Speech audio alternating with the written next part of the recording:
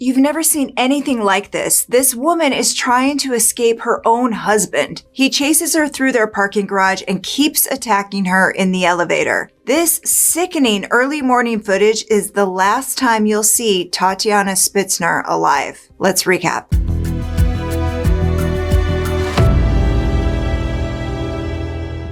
1.5 seconds. That's how long it took 29-year-old Tatiane Spitzner to fall from her 4th floor apartment in Brazil. It should have been a happy night. It's her husband's birthday. Louis Philippe Manweiler just turned 32. But Louis has a dark side no one knows about. Check this out. The building security cameras follow the couple when they come home. The fight starts in the car. You can see him hit her in the face. He chases her through the parking garage, but it's what happens next that makes this footage even more chilling. 15 minutes after that fight in the elevator, Tatiane falls from their 4th floor balcony. Louis claims she jumped, but fortunately, cameras don't lie, even if husbands do. And how does this happen? How does love end up in blood? In this case, it started with a whirlwind in 2013. Dating, engaged, and married all within 5 months. At first glance, you'd think they're the perfect match. She's a beautiful, successful lawyer. He's a handsome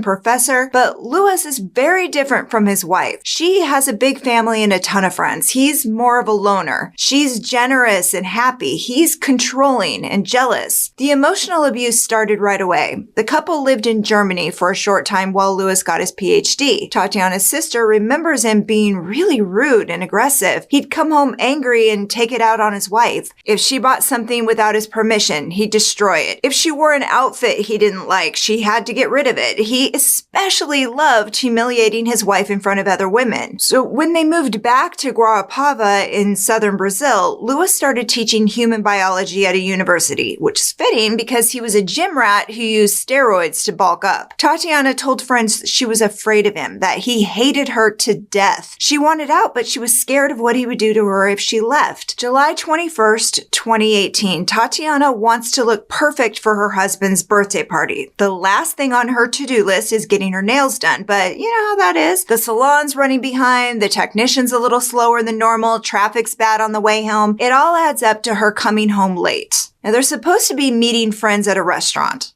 the Box Lounge, and now they're behind schedule. No big deal. Usually, except it is to Louis. He's worried they're going to lose their reservation. So right off the bat, he's in a bad mood. According to his testimony, he goes to the restaurant while she showers and gets ready at home. She took her time on purpose. That's what he says in court, which just, you've seen the camera footage. He's accused of killing her and he's still blaming her. So anyway, he says he gets to the restaurant and it's as he feared. They're too late. The table's gone. Oh, here's something else he tells the court. Quote, I considered it a lack of respect, a lack of consideration for the guests who are already there. Well, every story has two sides, but Tatiane doesn't survive to tell hers, so this is his. As the night goes on, he says they're both drinking. It's a birthday party after all, and she's getting jealous. See, he's getting happy birthday messages from people, and every time she sees him on his phone, she's asking who he's talking to. Is it another woman? He tells her, stop being neurotic, calm down. But as the night goes on, things escalate. By the time we see the couple in the car in front of the building, it's around 2:30 in the morning, July 22nd, 2018. Interestingly, Louis claims he's trying to let her out of the car here. He tells the court she's fighting him for his phone, and he's saying, oh, Tatiane, calm down, get out here, I want to cool down, give me some time, I want to go for a drive, for God's sake, I need space. Yeah, except you can see her try to get out.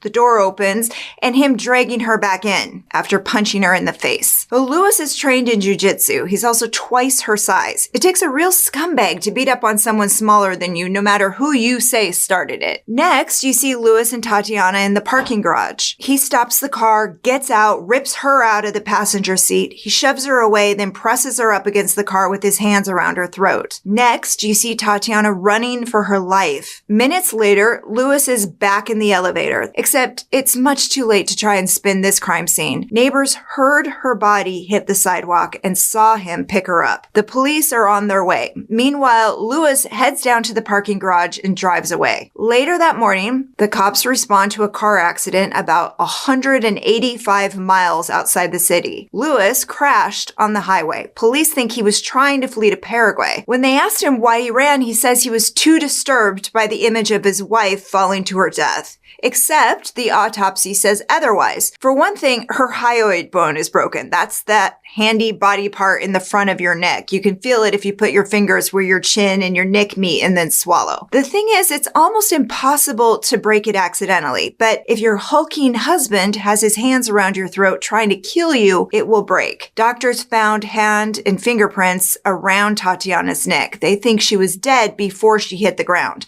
not just because of that broken hyoid. If she'd jumped like Lewis said she did, or even if she'd been thrown off the balcony like you might think, she'd have traces of cortisol, that stress hormone, or adrenaline in her body, but she didn't. Lewis's lawyers tried every trick in the book. They even dismissed all the female jurors so a jury of 7 men would hear Lewis's case. They delayed as much as possible and used the pandemic to their advantage. He didn't actually stand trial until May of 2021. And in court, he stuck to his story. Tatiana threw herself over the balcony. Yes, they fought. Yes, he hit her, but he didn't push her. But it's pretty hard to argue with the chilling footage. In the end, his all-male jury took no pity. They found him guilty of murder and sentenced him to 31 years in prison for strangling his wife to death. Sadly, her story is just one of many. According to Human Rights Watch, roughly half of all murdered women in Brazil are the result of domestic violence. Tatiane Spitzner would have been just another statistic had the cameras not caught her final desperate fight. There's a saying in Brazil, when it's a fight between husband and wife, don't stick a spoon in. Well, after seeing that chilling footage, women took to social media to say, when you hear a call for help, stick a spoon in, call the police, try to prevent another femicide. Let's talk about this case in the comments. And if you like getting all the crime in half the time, it would mean a lot to us if you'd give this a thumbs up. And of course, remember to subscribe so you never miss a recap. See you next time.